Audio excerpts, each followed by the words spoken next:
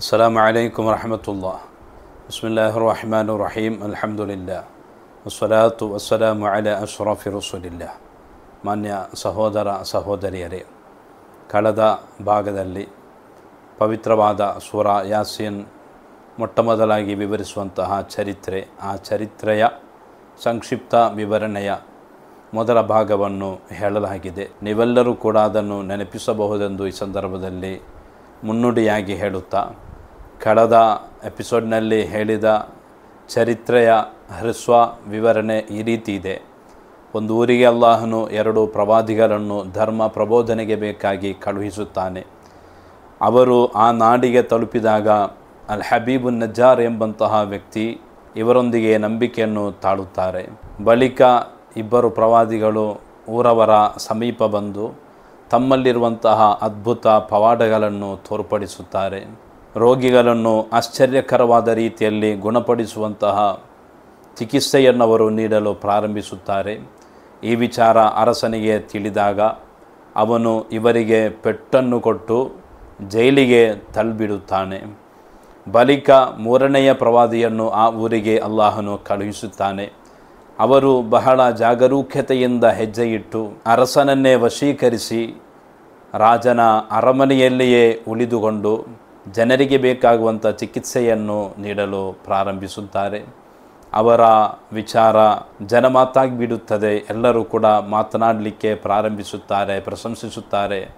ಅವರ ಬಳಿಗೆ ದಿನನಿತ್ಯ ಅನೇಕ ರೋಗಿಗಳು ಬಂದು ಗುಣಮುಖರಾಗಿ ಮರಳಿ ಹೋಗುವಂತಹ ಸನ್ನಿವೇಶಗಳು ಉಂಟಾಗುತ್ತದೆ. ದಿನೇ ದಿನೇ ಅವರು ರಾಜನ ಆಪ್ತ ವ್ಯಕ್ತಿಯಾಗಿ ಮಾರ್ಪಟ್ಟಂತಹ ಸಂದರ್ಭದಲ್ಲಿ ಒಂದು ದಿನ ಅರಸನೊಂದಿಗೆ 2 ಪ್ರವಾದಿಗಳು ಕೇಳುತ್ತಾರೆ, ಅರಸರೇ, ನಿಮ್ಮ ಸೆರೆಮನೆಯಲ್ಲಿ 2 ವ್ಯಕ್ತಿಗಳನ್ನು, ಅವರು ಹಿಂದೆ ನನ್ನಂತೆಯೇ ಬಂದು ಅತ್ಯದ್ಭುತ ಸಿದ್ಧಿಗಳನ್ನು ತೋರ್ಪಡಿಸಿದಂತಹ 2 ವ್ಯಕ್ತಿಗಳು, ಅವರನ್ನು ನೀವು ಜೈಲಿಗೆ ಅಟ್ಟಿದ್ದೀರಾ ಎಂದು ಪ್ರಶ್ನಿಸಿದಾಗ ರಾಜ ಹೇಳುತ್ತಾನೆ, ಹೌದು, ಖಂಡಿತವಾಗಿಯೂ ಅವರು ಹೊಸ ಧರ್ಮದೆಡೆಗೆ ಜನರನ್ನು ಆಹ್ವಾನಿಸಲು ಬಂದಂತಹ ವ್ಯಕ್ತಿಗಳು. ಆದ್ದರಿಂದ ಅವರ ಅದ್ಭುತಗಳು ಏನು ಎಂಬುದನ್ನು ಕೂಡ ಪರಿಶೀಲನೆ ಮಾಡದೆ ಅವರನ್ನು ಜೈಲಿಗೆ ತಳ್ಳಿದ್ದೇನೆಂದು ಹೇಳಿದಾಗ ಈ 3ನೆಯ ಪ್ರವಾದಿ, ಅವರು ಬಹಳ ಎಚ್ಚರದಿಂದಾಗಿತ್ತು ಪ್ರತಿಯೊಂದು ಹೆಜ್ಜೆಯನ್ನು ಕೂಡ ಇಟ್ಟದ್ದು. ಅವರು ತನ್ನ ಪ್ರಬೋಧನೆ ವಿಚಾರವನ್ನು ಮರೆಮಾಚಿಕೊಂಡಿದ್ದರು, ಬಹಿರಂಗಪಡಿಸಲಿಲ್ಲ. ಆದ್ದರಿಂದ ಅರಸನಿಗೆ ಈ 3ನೇ ವ್ಯಕ್ತಿ ಪ್ರವಾದಿ ಎಂದೂ ಕೂಡ ತಿಳಿದಿರಲಿಲ್ಲ. ಆ ವೇಳೆ ಅರಸರೊಂದಿಗೆ ಈ 3ನೆಯ ಪ್ರವಾದಿ ಹೇಳುತ್ತಾರೆ, ನಮಗೆ ಅವರನ್ನು ಕರೆದುಕೊಂಡು ಅವರ ಬಳಿ ಏನಾದರೂ ಅದ್ಭುತಗಳು ಉಂಟೋ ಅದನ್ನೊಮ್ಮೆ ಪರಿಶೀಲಿಸಿ ನೋಡೋಣ.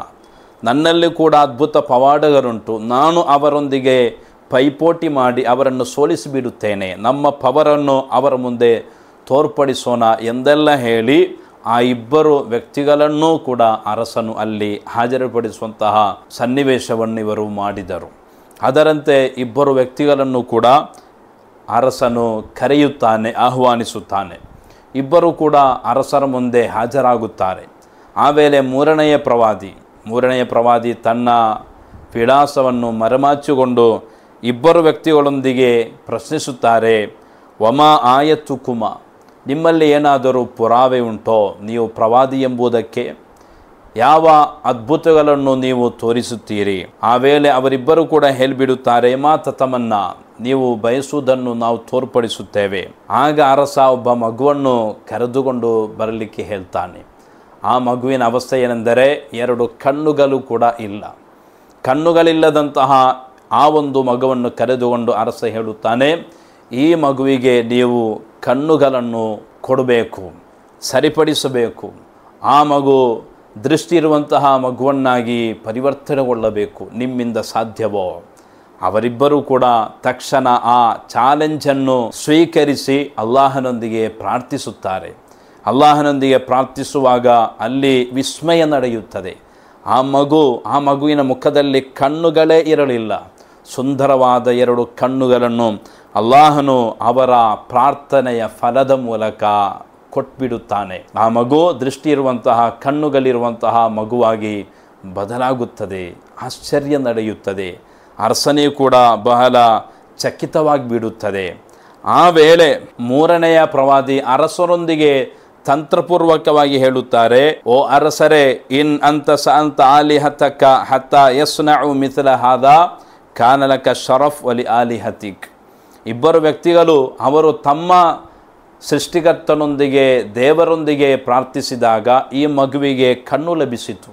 ನೀವು ಕೂಡ ಈ ರೀತಿ ಪ್ರಾರ್ಥಿಸಿ ನಿಮ್ಮ ವಿಗ್ರಹಗಳೊಂದಿಗೆ ನಿಮ್ಮ ದೇವರುಗಳೊಂದಿಗೆ ಈ ರೀತಿ ಬೇಡಿಕೆ ಇಟ್ಟರೆ, ನಿಮ್ಮ ವಿಗ್ರಹಗಳು ದೇವತೆಗಳು ದೇವರುಗಳು ಕಣ್ಣಿಲ್ಲದಂತಹ ಜನರಿಗೆ ಕಣ್ಣನ್ನು ಕೊಡಲಿಕ್ಕೆ ಪ್ರಾರಂಭಿಸಿದರೆ ನಿಮಗೂ ನಿಮ್ಮ ದೇವರುಗಳಿಗೂ ಕೂಡ ದೊಡ್ಡ ಪ್ರತಿಷ್ಠೆ ಬಂದುಬಿಡುತ್ತದೆ, ಅಭಿಮಾನ ಉಂಟಾಗುತ್ತದೆ.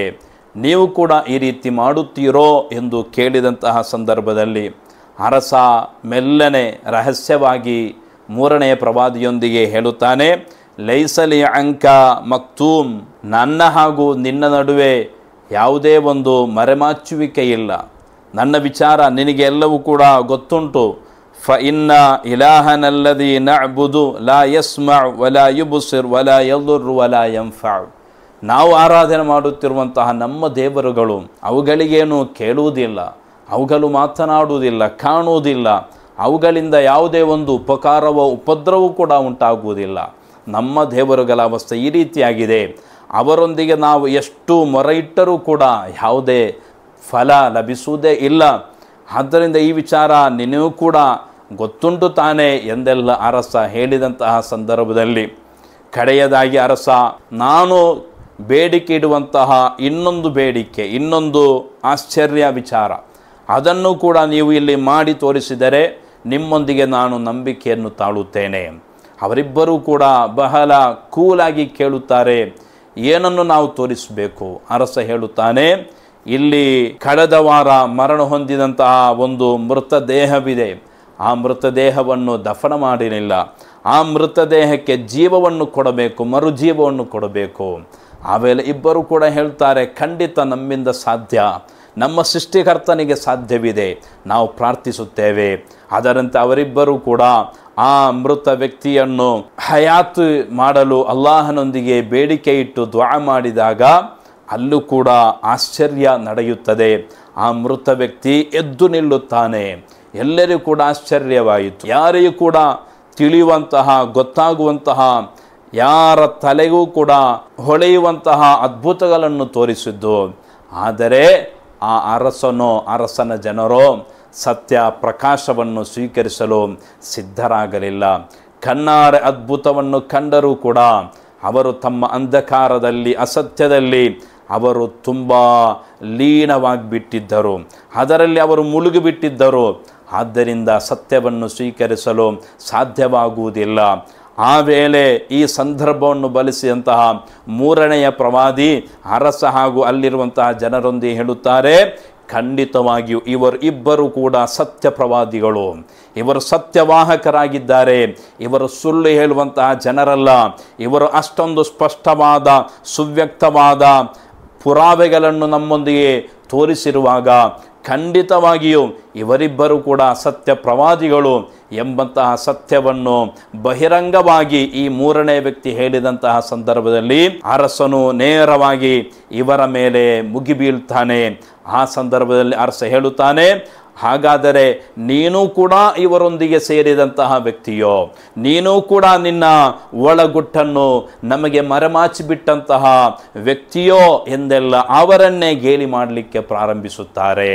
ಆ ವೇಳೆ ಮೂವರು ಪ್ರವಾದಿಗಳು ಕೂಡ ಒಟ್ಟಾಗಿ ನಿಂತುಕೊಂಡು ಸತ್ಯ ಧರ್ಮದ ಸತ್ಯ ಪ್ರಕಾಶದ ಸುಂದರವಾದ ಸಂದೇಶಗಳನ್ನು ಹೇಳಲಿಕ್ಕೆ ಪ್ರಾರಂಭಿಸುತ್ತಾರೆ.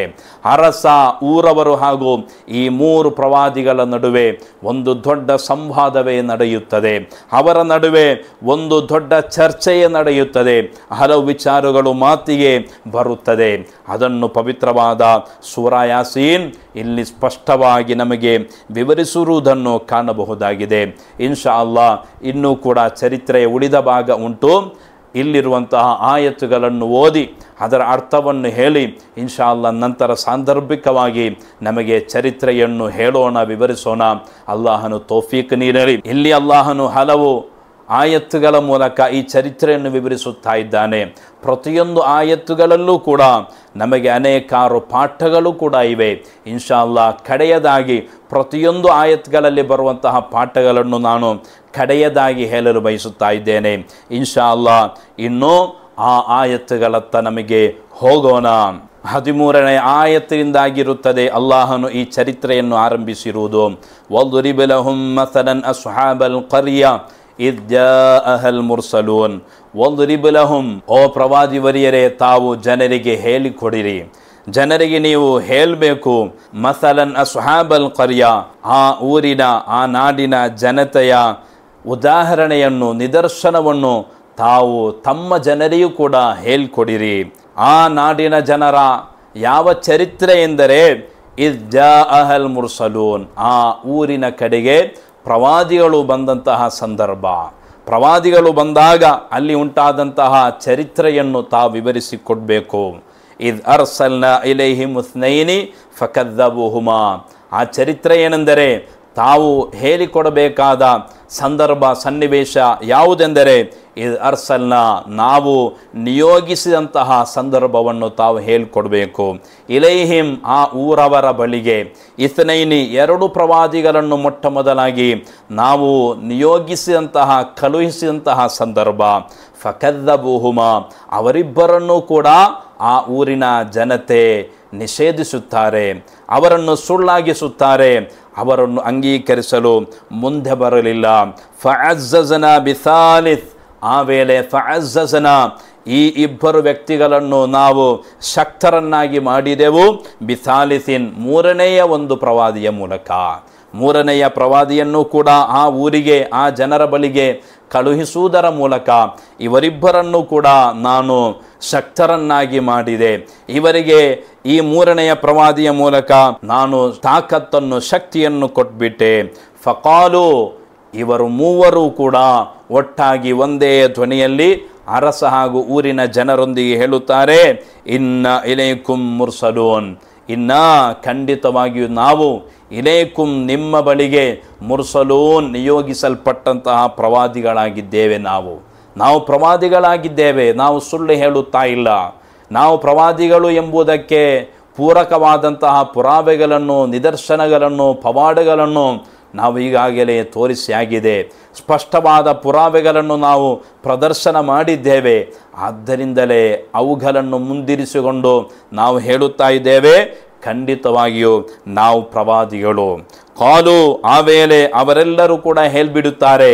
15ನೇ ಆಯತ್ತಾಗಿರುತ್ತದೆ. ಮಾ ಅಂತುಂ ಇಲ್ಲ ಬಶರುಂ ಮಿಸ್ಲುನಾ, ಮಾ ಅಂತುಂ, ನೀವು ಅಲ್ಲ, ಇಲ್ಲ ಬಶರುಂ ಮಿಸ್ಲುನಾ, ನಮ್ಮಂತಹ ಸಾಮಾನ್ಯ ಮನುಷ್ಯರಲ್ಲದೆ ಅಲ್ಲ ನೀವು ನಮ್ಮಂತಹ ಸಾಮಾನ್ಯ ಮನುಷ್ಯರು. ನಿಮಗೇನು ವಿಶೇಷತೆ ಇಲ್ಲ, ನಿಮಗೇನು ನಮಗಿಂತ ಮಿಗಿಲಾದ ವಿಶೇಷತೆಗಳೇನು ಇಲ್ಲ, ನೀವು ನಮ್ಮಂತಹ ಸಾಮಾನ್ಯ ಮನುಷ್ಯರೇ. ವಮಾ ಅನ್ಜಲರ್ ರಹ್ಮಾನು ಮಿನ್ ಶೈಇನ್, ಕಾರುಣ್ಯವಂತನಾದ ದಯಾಳುವಾದ ಸೃಷ್ಟಿಕರ್ತನು ಯಾವುದೇ ಒಂದು ಕಾರ್ಯವನ್ನು ಕೂಡ ಅವತೀರ್ಣಗೊಳಿಸಲಿಲ್ಲ. ಅವರು ಏನನ್ನೂ ಕೂಡ ಅವತೀರ್ಣಗೊಳಿಸಲಿಲ್ಲ, ನಿಮ್ಮನ್ನು ಕಳುಹಿಸಲಿಲ್ಲ. ಆದ್ದರಿಂದ ಇನ್ ಅಂತುಂ ಇಲ್ಲ ತಕ್ದಿಬೂನ್, ನೀವು ಸುಳ್ಳಲ್ಲದೆ ಬೇರೆ ಏನನ್ನು ಕೂಡ ಹೇಳುತ್ತಾ ಇಲ್ಲ.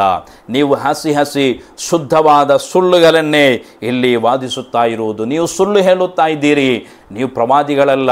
ಸೃಷ್ಟಿಕರ್ತನು ಏನನ್ನು ಕೂಡ ಅವತೀರ್ಣಗೊಳಿಸಲಿಲ್ಲ, ಆದ್ದರಿಂದ ನೀವು ಸುಳ್ಳು ಹೇಳುತ್ತಾ ಇದ್ದೀರಿ. ಕಾಲು, ಆ ವೇಳೆ ಆ 3 ಪ್ರವಾದಿಗಳು ಕೂಡ ಒಂದೇ ಧ್ವನಿಯಲ್ಲಿ ಧೃತಿಗಡದೆ, ಅಂಜದೆ, ಅಳುಕದೆ ಹೇಳುತ್ತಾರೆ, ಕಾಲು ರಬ್ಬನಾ ಯಅಲಮು ಇನ್ನ ಇಲೈಕುಂ ಲಮುರ್ಸಲೂನ್. ರಬ್ಬನಾ ಯಅಲಮು, ನಮ್ಮನ್ನು ಕಳುಹಿಸಿದಂತಹ, ನಿಯೋಗಿಸಿದಂತಹ ನಮ್ಮ ಪ್ರಭುವಿಗೆ ಗೊತ್ತು.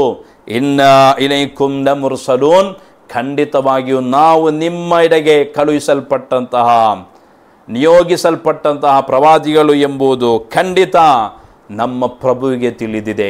ನೀವು ನಮ್ಮನ್ನು ವಿರೋಧಿಸುತ್ತಾ ಇದ್ದೀರಿ, ನೀವೆಲ್ಲರೂ ಕೂಡ ಅಂಧಕಾರದಲ್ಲಿ ಮುಳುಗಿದ್ದೀರಿ, ಅಂಧಭಕ್ತಿಯನ್ನು ನೀವು ತೋರ್ಪಡಿಸುತ್ತಾ ಇದ್ದೀರಿ. ನಮ್ಮ ಪ್ರಭುವಿಗತ್ತು ನಾವೆಲ್ಲರೂ ಕೂಡ ಪ್ರವಾದಿಗಳು ಎಂದು. ವಮಾ ಅಲೈನಾ ಇಲ್ಲಲ್ ಬಲಾಗುಲ್ ಮುಬೀನ್, ವಮಾ ಅಲೈನಾ ನಮ್ಮ ಮೇಲೆ ಇಲ್ಲ, ಇಲ್ಲಲ್ ಬಲಾಗುಲ್ ಮುಬೀನ್ ವ್ಯಕ್ತವಾದ ರೀತಿಯಲ್ಲಿ ಪ್ರಬೋಧನೆಯನ್ನು ಮಾಡುವುದಲ್ಲದೆ, ಅಲ್ಲಾಹನ ಸತ್ಯ ಸಂದೇಶವನ್ನು ಜನರಿಗೆ ತಲುಪಿಸುವುದಲ್ಲದೆ ನಮ್ಮ ಮೇಲೆ ಯಾವುದೇ ಒಂದು ಕಾರ್ಯ ಕಡ್ಡಾಯವಾಗಿ ಹೊಣೆಯಾಗಿ ಉಳಿದಿಲ್ಲ. ನಮ್ಮ ಪ್ರಭುವಿಗೆ ಗೊತ್ತು ನಾವು ಆ ಪ್ರಭುವಿನಿಂದ ನಿಯೋಗಿಸಲ್ಪಟ್ಟಂತಹ ಪ್ರವಾದಿಗಳು ಎಂದು ಮೂವರು ಕೂಡ ಅವರೊಂದಿಗೆ ಹೇಳುತ್ತಾರೆ. ಆ ವೇಳೆ ಆ ಜನರು ಇನ್ನೊಂದು ವಿಚಾರದತ್ತ ಬರುತ್ತಾರೆ. ಈ ಮೂವರು ಪ್ರವಾದಿಗಳನ್ನು ಕೂಡ ವಿರೋಧಿಸುವ ಸಲುವಾಗಿ ಕಾಲು ಅವರೆಲ್ಲರೂ ಕೂಡ ಹೇಳ್ಬಿಟ್ಟರು, ಇನ್ನ ತತ್ವಯ್ಯರ್ನ ಬಿಕುಂ, ಖಂಡಿತವಾಗಿಯೂ ನಿಮ್ಮ ಮೂಲಕ ನಮಗೆ ಅಶುಭ ಉಂಟಾಗಿದೆ, ಅಶುಭವನ್ನು ನಾವು ಅನುಭವಿಸುತ್ತಾ ಇದ್ದೇವೆ, ನಿಮ್ಮ ಮೂಲಕ ಅಪಶಕುನ ಉಂಟಾಗಿದೆ ನಮಗೆ. ಲೈಲ್ಲಂ ತಂತಹು, ನೀವೊಂದು ವೇಳೆ ಇದನ್ನು ಕೊನೆಗೊಳಿಸದೇ ಇದ್ದರೆ ಅವರನ್ನು ಬೆದರಿಸುತ್ತಾರೆ, ಹೆದರಿಸಲು ಮುಂದೆ ಬರುತ್ತಾರೆ, ಬೆದರಿಕೆಯ ಮಾತುಗಳನ್ನು ನೋಡಲಿಕ್ಕೆ ಪ್ರಾರಂಭಿಸುತ್ತಾರೆ. ಲೈಲ್ಲಂ ತಂತಹು, ನೀವೊಂದು ವೇಳೆ ಇದನ್ನು ಕೊನೆಗೊಳಿಸದೇ ಇದ್ದರೆ ಲನರ್ಜುಮನ್ನಕುಂ, ಖಂಡಿತವಾಗಿಯೂ ನಿಮಗೆ ನಾವು ಕಲ್ಲೆಸೆದು ಕೊಂದು ಬಿಡುತ್ತೇವೆ, ನಾವು ಕಲ್ಲೆಸೆಯುತ್ತೇವೆ, ನಿಮ್ಮನ್ನು ಎಸೆಯುತ್ತೇವೆ ನಾವು. ವಲಯಮಸನ್ನಕುಂ ಮಿನ್ನ, ನಮ್ಮ ಬಳಿಯಿಂದ ನಿಮ್ಮನ್ನು ಸ್ಪರ್ಶಿಸಲಿಕ್ಕುಂಟು ಅದಾಬುನ್ ಅಲೀಂ, ತುಂಬ ನೋವಿರುವಂತಹ ಶಿಕ್ಷೆ, ಯಾತನಾಮಯವಾದಂತಹ ಶಿಕ್ಷೆ ಖಂಡಿತವಾಗಿಯೂ ನಿಮ್ಮನ್ನು ಸ್ಪರ್ಶಿಸುತ್ತದೆ, ನಿಮ್ಮನ್ನು ಬಿಡುವುದಿಲ್ಲ ನಾವು. ಆದ್ದರಿಂದ ಮರ್ಯಾದೆಯಿಂದ ಹೇಳುತ್ತಾ ಇದ್ದೇವೆ, ನೀವು ನಿಮ್ಮ ಈ ಒಂದು ಹೊಸ ಧರ್ಮದ ಆಶಯವನ್ನು ಇಲ್ಲಿಗೆ ನಿಲ್ಲಿಸಬೇಕು, ಅಲ್ಲದಿದ್ದರೆ ನಾವು ಬಿಡುವುದಿಲ್ಲ, ನಿಮ್ಮನ್ನು ಎಸೆದು ಕೊಂದು ಬಿಡುತ್ತೇವೆ ಎಂದೆಲ್ಲ ಬೆದರಿಕೆಯ ಮಾತುಗಳನ್ನು ಹೇಳಿದಂತಹ ವೇಳೆಯಲ್ಲಿ ಅವರು ಹಿಂದೆ ಸರಿಯಲಿಲ್ಲ, ಅವರು ಬೆದರಲಿಲ್ಲ, ಹೆದರಲಿಲ್ಲ. ತಮಗೆ ಹೇಳಲಿಕ್ಕಿರುವಂತಹ ಆದರ್ಶವನ್ನು, ಸತ್ಯವನ್ನು ಅವರು ಧೈರ್ಯದಿಂದಲೇ ಹೇಳುತ್ತಾರೆ. ಇನ್ಶಾ ಅಲ್ಲಾ ಅವರು ಅದಕ್ಕೆ ಪ್ರತ್ಯುತ್ತರವಾಗಿ, ನಿಮ್ಮ ಕಾರಣದಿಂದ ನಮಗೆ ಅಶುಭವಾಗಿದೆ ಎಂದು ಅವರವರೇ ಹೇಳಿದಾಗ ಇವರು ಅದಕ್ಕೆ ಪ್ರತ್ಯುತ್ತರವನ್ನು ಕೊಟ್ಟ ವಿಚಾರ ಇನ್ಶಾ ಅಲ್ಲಾ ಮುಂದಿನ ಭಾಗದಲ್ಲಿ ಕೇಳೋಣ. ಅಲ್ಲಾಹನು ತೌಫೀಕ್ ನೀಡಲಿ, ಅನುಗ್ರಹಿಸಲಿ. ಆ ಪ್ರವಾದಿಗಳ ಬರ್ಕತ್ತಿನಿಂದ ಅಲ್ಲಾಹನು ನಮ್ಮನ್ನು ದುನ್ಯ ಆಖರತಿನಲ್ಲೂ ವಿಜಯಿಗಳ ಸಾಲಿನಲ್ಲಿ ಸೇರಿಸಲಿ. ನೀವೆಲ್ಲರೂ ಕೂಡ ಈ ತರಗತಿಯ ಲಿಂಕನ್ನು ನಿಮ್ಮವರಿಗೂ ಕೂಡ ರವಾನಿಸಬೇಕು ಎಂದು ಕಡೆಯದಾಗಿ ವಿನಂತಿಸುತ್ತಾ, ಅಸ್ಸಲಾಮು ಅಲೈಕುಂ ವರಹಮತುಲ್ಲಾಹಿ ವಬರಕಾತು.